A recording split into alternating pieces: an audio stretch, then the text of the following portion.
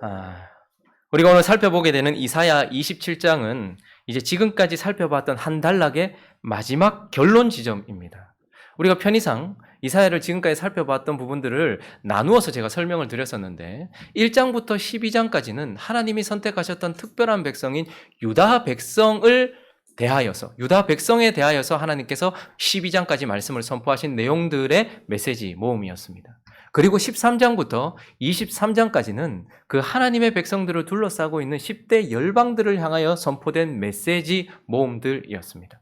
그리고 24장부터 오늘 이 27장까지는 종말의 때에, 마지막 때에 온 땅에 있을 일들에 대하여서, 그러니 처음에는 유다를 향하여, 그리고 23장까지는 온 열방을 대하여, 10대 열방에 대하여, 그리고 24장부터 오늘 27장까지는 마지막 때, 종말의 때에 역사의 마지막 그 끝에서 온 땅에 임할 하나님의 역사에 대하여서 말씀을 나누었고 거기에 마지막 지점이 바로 27장인 것입니다. 그래서 우리는 지난주 말씀을 통해서 아까 기도 가운데도 나왔는데 지난주 말씀을 통하여서 26장에서는 구원받은 하나님의 백성들, 영생을 누리게 될 하나님의 백성들이 유다 땅, 그러니까 하나님이 구원하신 그 거룩한 땅에서 노래하는, 하나님을 향해 노래하는 그 노래의 내용을 통하여서 누가 구원을 얻었고 누가 영생을 얻어 하나님 나라에 들어가 이 아름다운 노래를 부르게 되는가를 살펴보았습니다. 누가 하나님 나라의 구원과 하나님의 영생을 얻어서 하나님께 찬양을 하고 있었습니까?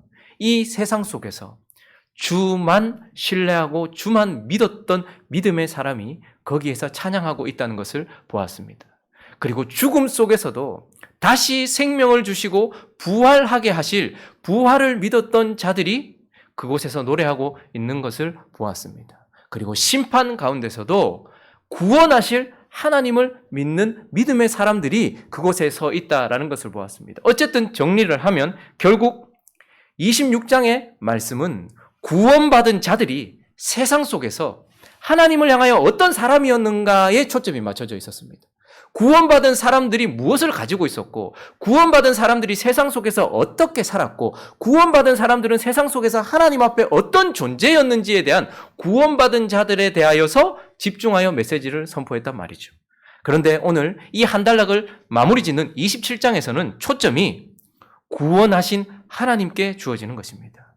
그 구원하신 하나님이 세상 가운데서 자신의 백성들에게 어떤 분이셨는지, 구원하신 하나님이 세상 속에서 자신의 백성들에게 무엇을 하셨는지, 그것이 초점이 맞춰진 것이 바로 이 한 단락의 마지막 27장의 내용인 것입니다. 그래서 우리는 오늘 이 27장을 통하여서 구원하신 하나님께서 세상 속에서 그 아름다운 노래를 부를 그 하나님의 백성들에게 어떤 분이셨고 무엇을 하셨는지 살펴보려고 합니다. 그 첫 번째는 지키셨다라고 우리에게 말씀하고 있습니다. 자, 2절 말씀 한번 읽어볼까요? 2절, 3절 말씀 읽어보겠습니다. 시작.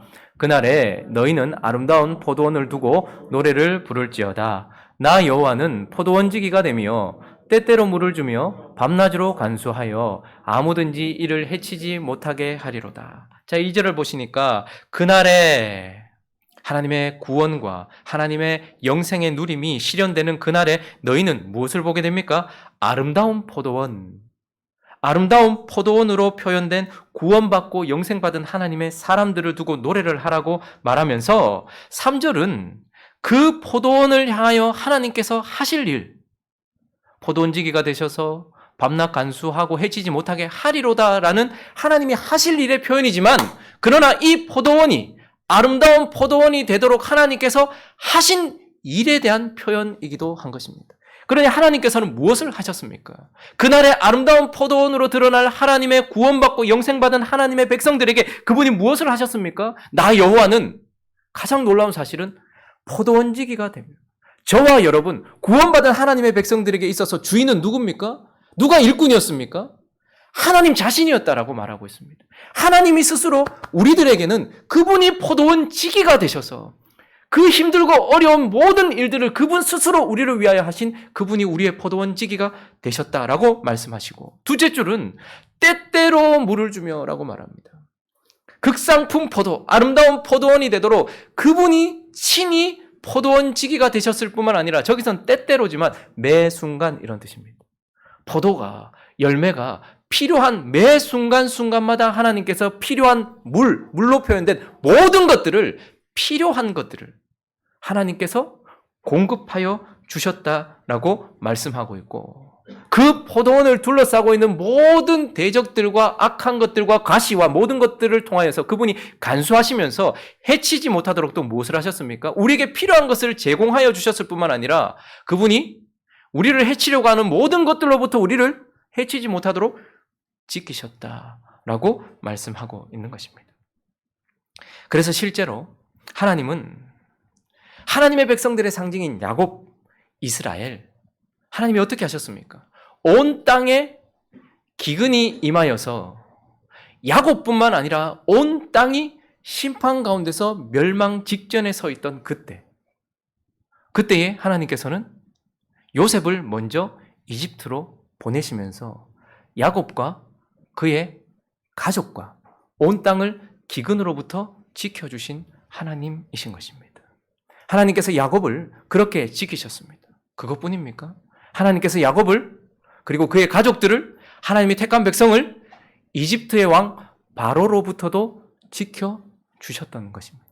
하나님은 하나님의 백성들이 기근 가운데 멸망하지 않도록 이미 조치를 취하셔서 기근으로부터 그리고 그 강력한 왕 바로로부터 하나님의 백성 야곱과 이스라엘을 지켜주셨습니다. 그것뿐입니까?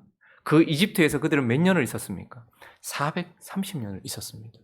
한 민족이 강한 민족 안에 들어가서 거주하면서 430년 동안 자기의 정체성을 지킨다는 것은 기적인 것입니다. 우리가 30년 조금 넘게 통치를 받았을 때 우리의 언어가 바뀌었고 우리의 이름이 바뀌었고 우리의 정체성이 흔들리게 되었었어요. 그런데 430년 동안 하나님은 기근으로부터만 그리고 이집트 왕 바로로부터만 지킨 것이 아니라 그들의 정체성을 하나님께서 이집트인이 되지 않도록 지켜주셨다라고 말씀하고 있는 것입니다. 구원받은 자들의 모형이 되는 모세는 어떻습니까?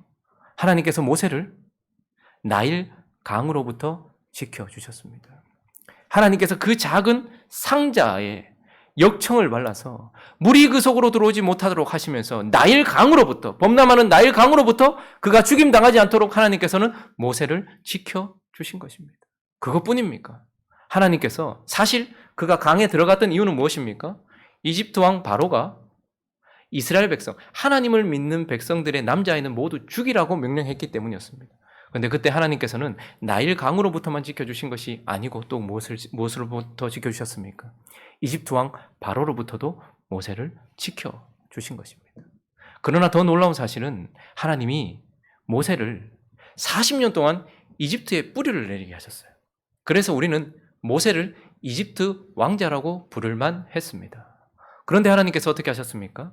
그분의 섭리로 인하여서 그를 그곳에서 끌어내셔서 이집트 왕자, 결국 이집트 왕으로 죽게 하신 것이 아니고 하나님의 백성들의 지도자로 그의 삶을 마감할 수 있도록 하나님께서 40년을 이집트에 뿌리박았던 그를 80년 동안 하나님께서 훈련시키시고 하나님의 백성들을 인도하는 자로 하나님의 백성들로 그렇게 지켜주셨다라고 말씀하고 있는 것입니다.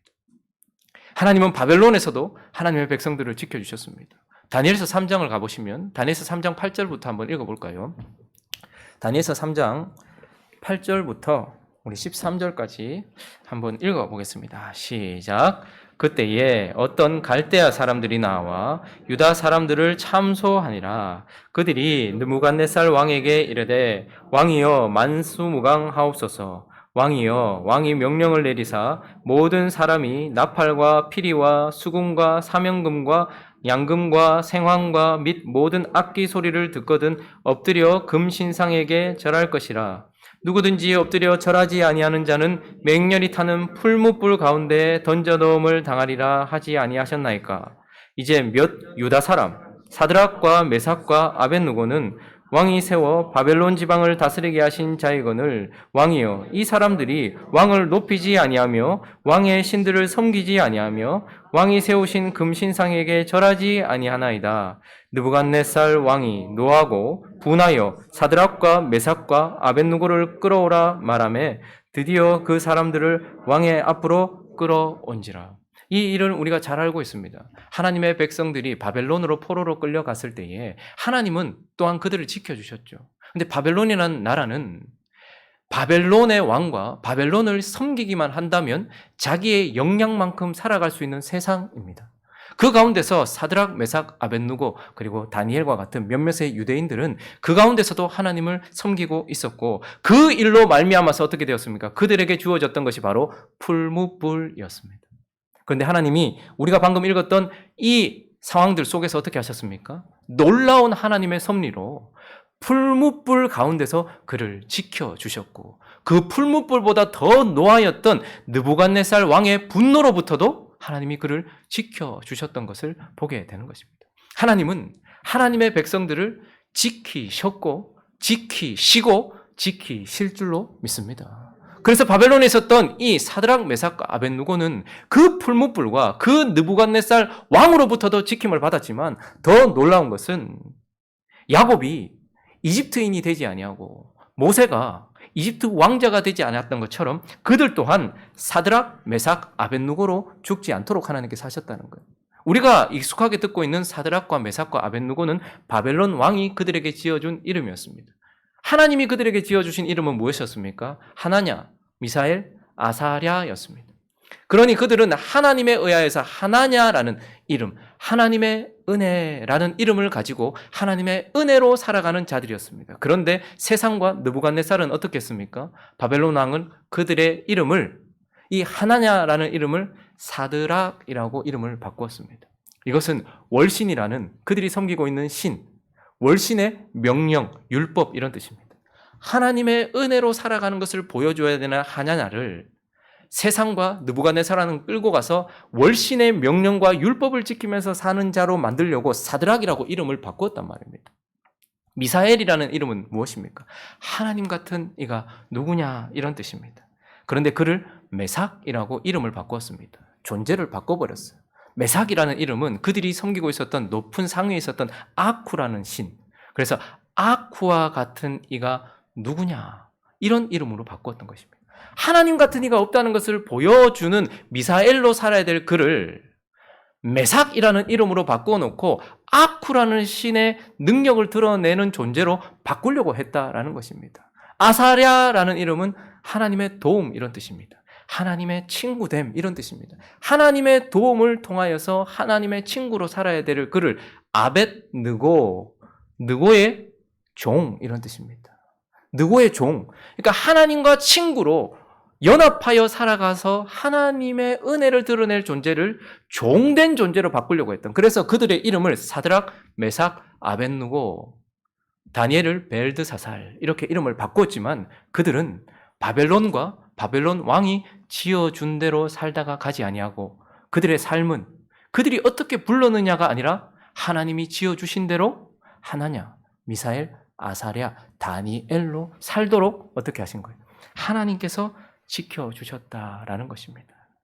아름다운 포도원이 서 있습니다. 그 가운데 우리는 그 아름다운 포도원이 그렇게 아름다울 수 있도록 그들에게 하나님께서 세상에서 무엇을 하셨는가를 지금 바라보고 있는 것입니다. 그들의 열심, 그리고 그들의 헌신, 그들의 믿음도 물론 있었지만 그러나 더 중요한 것은 무엇입니까? 하나님이 그들을 기근으로부터, 메마르는 기근으로부터도 지켜주셨고 넘치는 홍수로부터도 지켜주셨어요. 물로만부터 지켜주신 것이 아니고 풀무불과 같은 불 가운데서도 지켜주셨어요. 그러나 그들을 이집트 사람이 되지 않도록 지켜주셨고 바벨론인으로 끝나지 않도록 하나님께서 지켜주셨다. 하나님은 그렇게 하나님의 백성들을 지키셨다라고 세상 가운데서 지키셨다라고 말씀하고 있습니다. 두 번째 하나님은 무엇을 하셨습니까? 하나님은 고치셨다라고 말씀하고 있습니다. 자, 7절 말씀 한번 읽어보겠습니다. 7절 시작. 주께서 그 백성을 치셨던들 그 백성을 친자들을 치심과 같았겠으며 백성이 죽임을 당하였던들 백성을 죽인 자가 죽임을 당함과 같았겠는지. 자, 하나님이 하나님의 백성들을 치셨대요. 그런데 그 백성, 하나님의 백성들을 친자들을 친 것 같이 치진 않았대요. 열방도 쳤고 하나님의 백성도 쳤는데 백성도 죽였고 열방에 있는 백성도 죽였는데 다르게 대우했대요. 8절 읽어봅니다. 시작. 주께서 백성을 적당하게 견책하사 쫓아내실 때에 동풍 부는 날에 폭풍으로 그들을 옮기셨느니라. 자, 하나님이 이들을 치실 때에는 다르게 치셨다라고 말합니다. 열방을 치시는 것과는 다르게 치셨다라고 말씀하시면서 그들에게는 뭘 하셨다는 거예요? 열방은 형벌 내리셨다라고 말씀합니다. 죽음이 목적이고 고통이 목적인 형벌을 내리셨다고 말씀하세요. 그런데 8절은 하나님의 백성들도 맞기는 맞았지만 8절은 주께서 백성을 적당하게 견책하셨다. 그래서 그들에게는 징계를 내리셨다라고 말씀하시면서 하나님이 징계를 내리시기 위하여 그들을 어떻게 하셨대요? 그들을 옮기셨느니라. 하나님은 세상에서 우리를 이곳저곳 옮기십니다. 그리고 그곳에서 우리를 적당히 견책하신다라고 말씀합니다. 하나님의 백성들이 세상에 있는 동안 문제는 무엇입니까? 이집트와 바로왕, 기근, 그리고 나일강과 같은 홍수, 풀무불, 느부갓네살 왕, 그리고 이 세상의 아름다운 것들에 대한 유혹을 이기지 못할 탐심, 이런 것들. 그 모든 것들이 있지만 그 가운데 가장 중요한 것은 무엇입니까? 외적인 것보다 더 어려운 것은 우리에게 있어서 문제는 외적인 가시도 있지만 그것으로부터도 우리를 지켜야 되겠지만 우리가 스스로 그 외적인 것에 의하여 감염되고 그 감염되어 부패하여 죽어가는 존재가 될 수 있고 병들 수 있다는 것이 문제예요. 이집트 왕이 우리를 치는 것, 거기서부터 우리를 지켜주는 것, 바벨론 왕이 우리를 치는 것, 거기서부터 우리를 지켜주는 것, 기근과 홍수와 풀무불로부터 우리를 지켜주는 것, 이것도 참 중요하죠. 그러나 중요한 것은 우리는 이 세상 속에서 쉽게 전염될 수 있고 그래서 병들고 감염될 수 있다는 것이 문제인 것입니다. 그래서 하나님은 어떻게 하신다는 겁니까? 우리도 그리스도인들이지만 세상 사람들과 별반 다를 것 없이 병들고 감염되어 죽어가고 있을 때마다 하나님께서 어떻게 하십니까? 옮기셨다라고 말씀하십니다. 마치 병든 사람을 격리시켜서 입원시키듯이 병든 사람을 살리기 위하여 수술실로 집어넣으시듯이 하나님의 백성들을 옮기셨다. 그리고 거기서 어떻게 하시는 거예요? 고쳐주신다라고 말씀하고 있는 것입니다. 하나님의 백성들. 그래서 이 일로 말미암아서 9절 읽어볼까요? 9절 있습니다. 9절 시작. 야곱의 불의가 속함을 얻으며 그의 죄 없이함을 받은 결과는 이로 말미암나니 곧 그가 제단의 모든 돌을 부서진 횃돌 같게 하며 아세라와 태양상이 다시 서지 못하게 함에 있는 것이라. 하나님께서 옮기셔서 그들을 적당히 견책하시는 징계, 고치시는 일로 말미암아서 그들 안에 불의가 속함을 받고 우리도 불의에 전염되었고 우리도 불의에 의하여서 병들었단 말입니다. 우리 안에 죄가 있어서 그것으로 말미암아 부패했단 말입니다. 그런데 그 일로 말미암아서 하나님께서 옮기셔서 그들을 고치셨다. 야곱이 어떤 사람이었습니까? 야곱은 겉으로 보면 불쌍한 사람이었어요. 그러나 영적으로 보면 모든 것을 다 가진 사람이었습니다. 그는 몇 초 상간으로 둘째로 태어났어요. 에서가 먼저 태어났단 말입니다. 그렇게 애썼지만 에서가 먼저 태어났어요.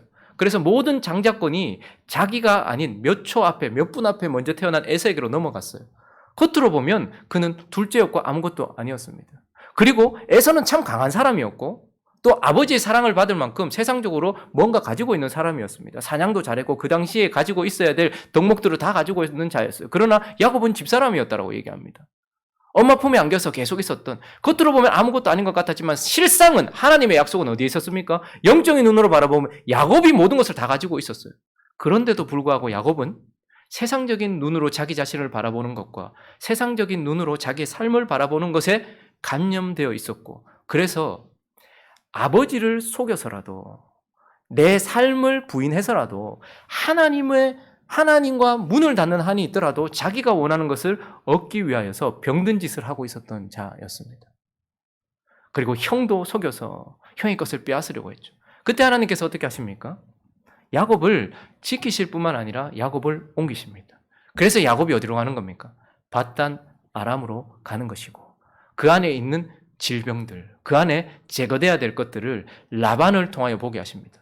라반은 자기가 얻을 것을 위하여서 최선을 다하여 다른 이들의 사기를 치고 뒤통수를 치면서라도 자기 것을 얻으려고 하는 사기꾼 야곱과 똑같은 모습, 한 수 더 뜨는 사람이었어요. 그래서 하나님 어떻게 하십니까? 밧단 아람, 특별히 라반 앞으로 그를 데리고 가셔서 거기서 그를 고치시기 시작하시는 것입니다. 그리고 밧단 아람, 라헬 앞으로 가게 하셔서 라헬을 사랑하게 했습니다. 라헬은 자기 언니와 심하게 경쟁하였던 자였습니다. 어떻게든지 자식을 낳아서 남편의 사랑을 뺏어보려고 했던, 이미 남편의 사랑을 가지고 있었던, 이미 하나님의 사랑을 가지고 있었던 야곱과 같이 이미 가지고 있는데도 불구하고 그것을 누리지 못하고 깨닫지 못했던 병들었던 그를 고치기 위해서 자기와 똑같이 언니와 경쟁하면서 그렇게 죄악 가운데 죽어가고 있었던 그를 고치기 위해서 라헬 앞으로 그를 데리고 간 것이죠. 그곳에서 하나님은 오랜 시간 동안 그곳으로 옮기셔서 야곱을 고치시기 시작했던 것입니다. 그리고 그가 라반을 넘고 야복강을 지나고 난 이후에 이스라엘이라는 이름을 얻었지만 그가 이제 그리스도인들에게 가장 치명적인 것 중에 하나는 내가 안전하다 생각하고 내가 얻었다 생각하고 이제 괜찮다 생각함으로써 약속의 땅으로는 들어왔는데 약속하신 하나님께로 돌아가지 않고 야곱이 어디에 있었습니까? 하나님은 그를 세겜으로 옮기셨습니다. 세겜에서 어떤 일이 일어났습니까? 딸이 강간을 당했고 그 일로 인하여서 아버지를 속였던 자기 자신과 똑같은 그런 악함을 드러냈던 시몬, 레위, 이 두 사람이 세겜 족속 전체를 몰살시켜 버림으로써 주변에 있는 민족들에 의하여서 야곱의 그 작은 가족이 몰살당할 위기에 처해 있었습니다. 그때에 하나님께서 그 일을 통하여 어떻게 하셨습니까? 야곱과 그의 모든 가족들이 그 안에 있었던 더러움, 질병, 죄, 이 모든 것들을 다 버리고 어디로 가게 되는 것입니까? 벳엘로 가게 되는 것입니다. 하나님은 원래 약속의 땅에 있었던 그가 약속의 땅에 있음과 약속의 땅을 누리게 될 만한 어떤 그런 상황 속에 있음에도 불구하고 죄와 더러움과 불의로 가득 차 있었던 그를 바단 아람으로 이곳 저곳으로 옮기시면서 결국은 어디로 오게 하셨습니까? 벳엘, 하나님의 집, 하나님 앞으로 오게 하셔서 그를 고치셨다라는 것을 보게 됩니다. 하나님이 저와 여러분을 조금 불편하게 할 때가 많죠. 여러분, 하나님 앞에 산다는 것이 쉬운 것이 아닙니다. 그저 물리적인 장소의 이동을 말하는 것이 아닙니다. 가나안 땅에서 바단 아람, 바단 아람에서 다시 야복강, 야복강에서 다시 세겜, 세겜에서 베델. 지금 이것은 물리적인 장소를 말하는 것이 아니라 하나님이 우리를 고치기 위하여서 보내시는 영적인 장소들을 의미하는 것입니다. 하나님이 우리를 이곳저곳으로 옮기시죠. 어떤 사람 앞으로, 어떤 상황 앞으로 우리를 옮기십니다. 그때마다 우리는 힘들고 어려움을 경험합니다. 무엇을 의미하는 것일까요? 하나님이 세상 속에서 자신의 아름다운 포도원을 위하여서 지키실 뿐만 아니라 고치고 계신 것입니다. 그 사람이 내 앞에 있는 이유, 내가 지금 이 상황에 처해 있는 이유는 하나님이 지금 우리를 입원시키시고 하나님이 지금 우리를 수술대 위에 올리시고 하나님이 지금 우리를 고치고 계시는 사랑의 표현인 것입니다. 하나님께서 그렇게 우리를 고치고 계셨다라고 말씀하고 계십니다. 마지막으로 오늘 이 본문 말씀은 또한 하나님께서 세상에 있는 하나님의 백성들에게 무엇을 하셨는가? 마지막으로 찾으셨다 이렇게 말씀하고 있습니다. 12절 말씀 한번 읽어볼까요? 12절 시작. 너희 이스라엘 자손들아 그날에 여호와께서 창이라는 하수에서부터 애굽 시내까지 과실을 떠는 것 같이 너희를 하나하나 모으시리라. 하나님께서 추수하시듯 과일을 따시듯 하나하나 하나님의 백성들을 어떻게 하시냐? 지키셨고 고치신 그 하나님의 과일, 극상품 포도 같은 그들 하나님의 백성들을 어떻게 하셨대요? 하나하나 모으셨다 이렇게 말합니다. 여러분, 우리 이 말 너무 쉽게 봤는데 하나님이 우리를 모으실 이유가 있습니까? 우리가 하나님이 모을 만큼의 자격이 됩니까? 그런 상태입니까? 우리 지금 가장 긴 장마를 지나왔어요. 이제 끝난 거 맞습니까? 그런데 이 일을 통해서 우리 교회도 농사하시는 분들 많은데요. 빛을 못 봤어요. 너무 오랫동안 햇빛이 없어서 한 해 동안 열심을 다해 키웠던 작물들이, 과일들이, 열매들이 단맛을 내지 않습니다. 그리고 워낙 비를 많이 맞아서 상품의 가치를 잃어버렸습니다. 그래서 어떤 일이 일어납니까? 그거 땁니까? 버립니다. 내한테 이익이 없는데 그걸 왜 땁니까? 내가 수고할 이유가 뭐가 있습니까? 물을 많이 먹고 햇볕을 먹지 못한 단맛도 없고 상품 가치도 없는 열매를 1년 동안 내가 수고했다 한들 거둬야 될 이유가 뭐가 있냔 말입니다. 그냥 버리는 거예요. 그게 뭐가 됐든 간에. 하나님 앞에서 하나님이 수고하셔서 우리를 다시 거둘 만큼 우린 그런 상태가 되어 있습니까? 여러분, 하동에 보니까 이번에 물난리가 너무 많이 났어요. 잠겼어요. 그래서 물이 한번 덮고 지나가 버리니까 사람들이 뭐 하나 건질 게 있나 싶어서 최선을 다해서 보지만 거기에 건질 거 하나 있습니까? 전부 쓰레기 더미로. 왜 물이 한번 지나가니까 다 폐허가 됐어요. 그런데 그 폐허가 된 더미 안에 내가 그렇게 소중하게 생각했던 내 가전제품, 내 삶, 내 추억, 내 돈, 이 모든 것들이 다 있는데 거기에 하나도 건질 만한 것이 없는 폐허 더미 가운데 쓰레기가 되어 있는 것들을 봅니다. 사람들이 어떻게 합니까? 그거 다시 소중하게 예전처럼 생각합니까? 싹 모아서 버릴 뿐입니다. 저와 여러분이 세상 가운데 흩어져 있습니다. 뿌려져 있습니다. 자, 하나님이 우리를 지키셨고 우리를 고치셨습니다. 그러나 우리의 믿음 없음과 우리의 더러움과 우리의 삶은 하나님이 보시기에 딸만한 가치가 있는 열매냐 말입니다. 다시 거둬서 집에 갖다 놔야 될 어떤 그런 제품 같은 그런 것들이 있냐 이 말입니다. 그런데도 하나님은 어떻게 하신다고 말합니까? 13절 읽어보겠습니다. 있습니다. 시작. 그날에 큰 나팔을 불리니 아수르 땅에서 멸망하는 자들과 애굽 땅에서 쫓겨난 자들이 돌아와서 예루살렘 성산에서 여호와께. 우리는 아수르 땅에 멸망하는 자들과 똑같이 더럽고 똑같이 폐허덤이에요. 우리는 애굽 땅으로 쫓겨난 자들처럼 여전히 더럽고 추악합니다. 신앙생활 몇 년 하셨습니까? 직분이 무엇입니까? 하나님이 보시기에 야, 거둬야 되겠다. 상품 가치가 있다. 할만하다고 자신하실 수 있는 분 계십니까?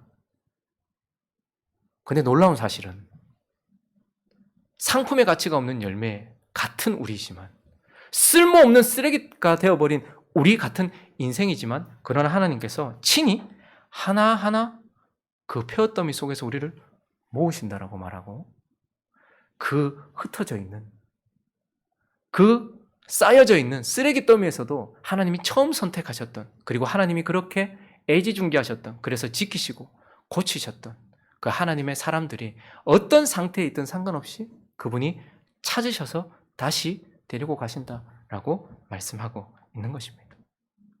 아브라함이 세상 속 우상 가운데 둘러싸여 있었습니다. 갈대아 우르, 그 당시의 세상이라고 말할 수 있었죠. 그 속에 있는데 하나님이 그를 찾아가셔서 그를 찾아오셨습니다. 저와 여러분의 모습 아닙니까?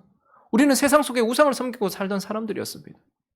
아브람과 같은 삶이었죠. 근데 하나님이 거기까지 찾아오셔서 아브람을 찾으셔서 아브라함으로 바꾸셨어요. 세상의 우상 더미에 쌓여서 우상이나 별반 다를 게 없는 그래서 싹 쓸어버리면 될 것 같은 그런데 그 가운데서 우리를 찾아오셨단 말입니다. 하나님이 이스라엘을 세상 속에서 고통받고 있었어요. 430년이라는 시간이 지나면서 이집트에서 조금 괜찮게 살았는데 요셉을 모르는 왕이 왕조가 바뀌고 나니까 그들을 거의 이방인 취급뿐만 아니라 종 취급했어요. 430년쯤 되었을 때는 그들에게 남았던 것은 이집트라는 세상 속에 고통밖에 없었습니다. 부르짖음밖에 없었어요.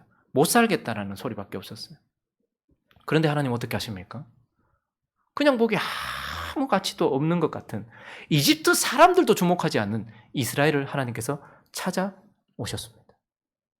세상 가운데 고통 속에 부르짖고 있는 우리를 하나님께서 찾으셨다라고 말씀하고 있는 것이죠.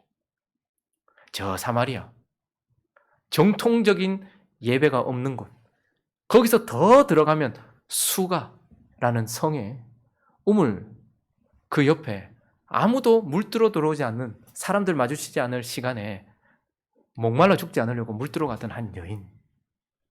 그 여인은 남편이 5이나 있었고 지금 남편도 남편이 아닙니다. 그럼 사실 그 여인은 예배자였습니다. 사마리아 땅도 예배하는 땅이었고 그 여인도 우리가 이곳에서 예배하는 게 맞습니까? 유대인들은 예루살렘에서 예배하러 가는데 우리는 이 야곱의 우물 그리고 이 정통 있는 이곳에서 우리는 종교 생활을 하고 있습니다. 그러니까 그 여인도 예배자였어요. 그러나 하나님을 예배했지만 진정한 남편을 만나지 못한 그의 종교 행위가 이것저것 다 찾아보았지만 하나님은 섬기는 것 같은데 전혀 기쁨과 안식을 누리지 못했던 그 수가성 여인. 여러분 교회 다니고 있잖아요. 하나님 믿고 있잖아요. 예수 믿는다면서요. 여러분은 수가성 여인과 다를 바 없는 그런 모습이라고 자부할 수 있습니까? 만족하고 계시냐 이 말입니다. 하나님 믿으면서도 내가 신앙생활 하면서도 이것 찾아봤다가 이것도 만족이 없네. 저것 찾아봤다가 이것도 만족이 없네. 세 번째 이것도 아니네. 우리는 수가성 여인을 아주 음란하게 보고 있지만 그는 예배자였습니다. 그러나 진정한 신랑 되신 예수 그리스도에 대한 영과 진리로 드리는 예배가 아니었기 때문에 남편을 계속해서 바꿔가면서 만족하지 못하고 있는 종교 생활을 하던 그런 불쌍한 여인이었습니다. 한번 신앙생활 하시면서 여러분 만족을 누리고 계십니까? 이제 예수를 만났기 때문에 그 무엇 나는 아무 필요 없고 오직 만족하고 기쁨 가운데 계시냐 이 말입니다. 근데 그 여인은 그러지 못했어요. 어쩌면 우리의 모습 아니겠습니까? 그런데 하나님은 거짓 종교, 흉내내는 종교, 형식주의, 가식주의, 행위 종교, 그런 종교에 빠져있던 그 여인에게도 아무도 찾지 않는 그 시간에 그 여인이 있는 그곳으로 찾아가셔서 그를 찾으셨습니다. 세상 가운데 환란이, 대환란이 일어나고 우리는 그 가운데 고통 가운데 소리치고 우상들 가운데 둘러싸여 있고 거짓 종교 가운데서 우리가 더럽고 타락해 있을지 모르겠지만 그러나 세상의 마지막 때 그리고 주님이 그때에 우리가 어느 곳에 있든지 주님이 우리를 찾으셨다, 찾으신다라고 말씀하고 계시는 것입니다. 말씀을 정리하겠습니다. 2절을 보니까 구원받고 영생을 누리는 자들을 이렇게 표현하고 있습니다. 그날에 너희는 아름다운 포도원을 두고 노래를 부르지어다. 구원받고 영생받은 저와 여러분이 그날에는 포도원도 포도원이지만 아름다운 포도원이래요. 어떻게 아름다운 포도원이 되었습니까? 분명히 26장에서는 그들이 아름답다라고 표현할 수 있을 만큼 그들은 세상 속에서 주만 의뢰하고 신뢰했던 믿음으로 반짝반짝 했기 때문에 아름다운 포도원일 것입니다. 죽음 가운데서도 그의 아들을 살리실 것, 죽은 내 몸에서 아들을 만드시고 이삭을 죽여도 다시 살 것이라는 그런 믿음, 죽음 가운데서도 내가 살 것이라는 믿음을 가지고 있었기 때문에 부활을 믿었던 그 믿음. 그래서 내가 죽었지만, 죄로 허물로 죽었지만 예수 그리스도의 복음을 듣고 내 영이 다시 살았다는 그 부활 신앙을 가지고 있는 그 믿음이 반짝반짝하기 때문에 아름다운 포도원이라고 말할 수 있겠죠. 심판이 계속해서 세상 가운데 쏟아지고 있습니다. 그 가운데서 그러나 하나님은 구원하실 것이라는 믿음을 가지고 있었기 때문에 그들은 아름다운 포도원이라고 말할 수 있겠죠. 그러나 하나님은 26장에서 이 단락을 마무리하지 않고 그들의 믿음이 그들을 아름다운 포도원으로 만들었다라고 결론 짓지 아니하시고 하나님께서 그들을 아름다운 포도원이 되셨다라고 27장으로 결론 맺기를 원하시는 것입니다. 우리가 아름다운 포도원이 되는 것은 우리 때문이라고 결론 내리지 말고 하나님 때문이라고 결론 내리기를 원하시는 하나님. 우리가 아름다운 포도원이 될 수 있는 이유는 우리 안에 있는 믿음 때문이라고 하나님께서 결론 내리시기 아니하시고 하나님 안에 있는 은혜 때문이라고 결론 내리시려고 하나님께서 그렇게 하시는 것입니다. 그러므로 2절은 그날에 너희는 아름다운 포도원을 두고 노래를 부르지어다. 무엇을 노래하라는 것일까요? 그 포도원 자체, 아름다운 포도원이 된 나 자신을 놓고 자랑하는 노래를 부르라는 것이 아니고 마지막 13절을 읽어보겠습니다. 둘째 줄부터 다 읽어보죠. 시작. 그날에 큰 나팔을 불리니 아수르 땅에서 멸망하는 자들과 애굽 땅에서 쫓겨난 자들이 돌아와서 예루살렘 성산에서 여호와께 예배하리라. 아름다운 포도원을 두고 노래하는 노래는 포도원 자신의 이 아름다움을 자랑하는 것이 아니고 이 포도원을 아름답게 하신 진정한 아름다우신 그분을 예배하는 것이다 라고 말씀하고 있는 것이죠. 우리는 이 아름다운 포도원이 되게 하신 그 아름다우신 분, 그 아름다우신 그분을 노래하면서 찬양하면서 우리의 자랑이 아니라 하나님을 향한 찬양, 그렇게 하나님을 지금도 높이고 지금도 하나님을 찬양했으면 좋겠습니다. 이 일은 우리가 마지막에 부를 노래이기도 하지만 지금 이 순간 현재형으로도 진행되어야 될 노래입니다.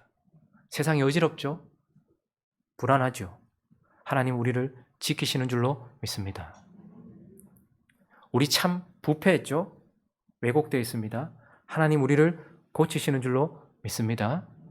우리 별로 가치 없어집니다. 우리의 몸도. 그러나 하나님이 우리를 찾으신다고 말씀하고 있습니다. 그러므로 지금 이 순간도 그 아름다운 포도원을 만드신 그 아름다우신 분을 찬양하고 우리 그날에 같이 또 그 아름다우신 분을 찬양하는 저와 여러분 되시기를 예수 그리스도 이름으로 축원합니다. 같이 한번 찬양하도록 하죠.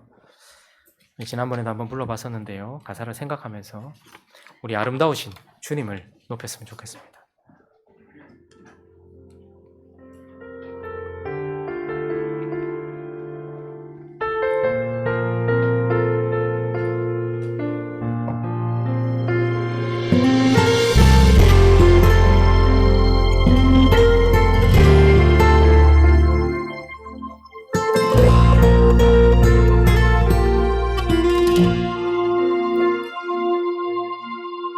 내 안에 주를 향한 이 노래 영원한 노래 있으니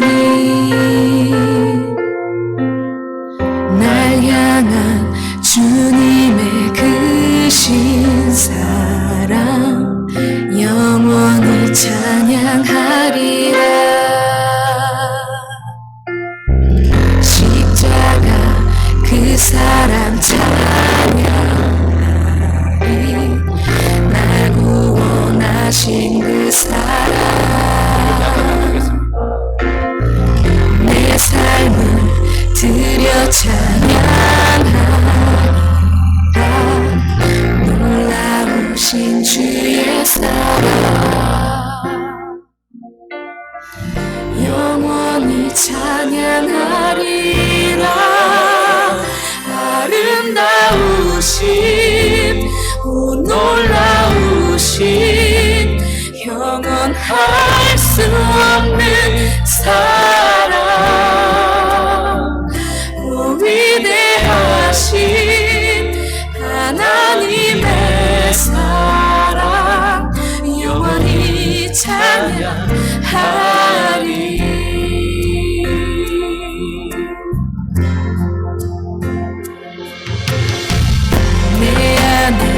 주를 향한 이 노래 영원한 노래 있으니 날 향한 주님의 그 신사랑 영원히 찬양하리라.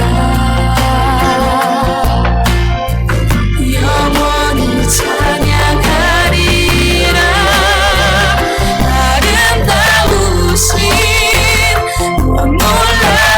놀라우신 영원할 수 없는 사랑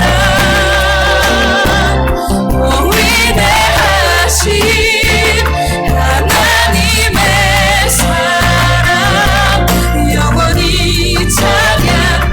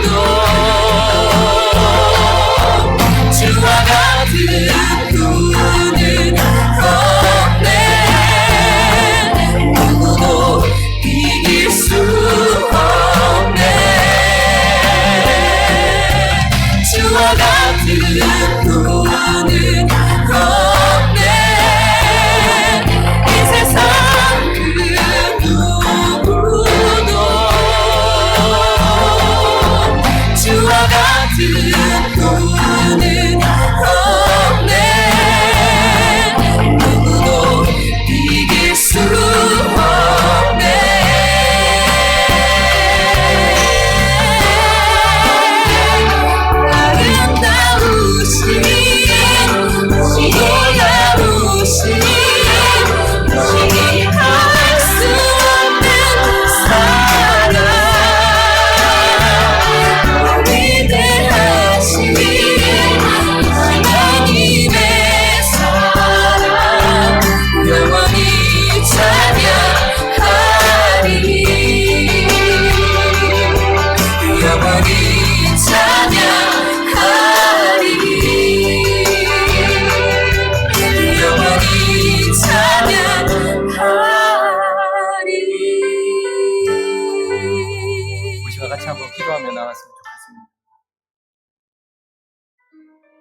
우리는 분명히 이 세상 속에서 주만 믿는 믿음으로 살아야 됩니다.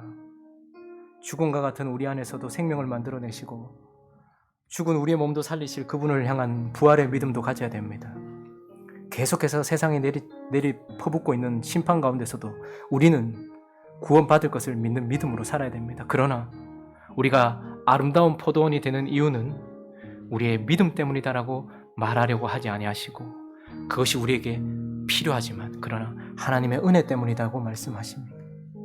그분의 아름다우심을 기억했으면 좋겠습니다. 그분이 우리를 지금도 지키고 계시는 줄로 믿습니다. 그분이 우리를 지금도 고치고 계시는 줄로 믿습니다. 우리가 어떤 상태에 있든 그분은 우리를 데리고 가실 것입니다.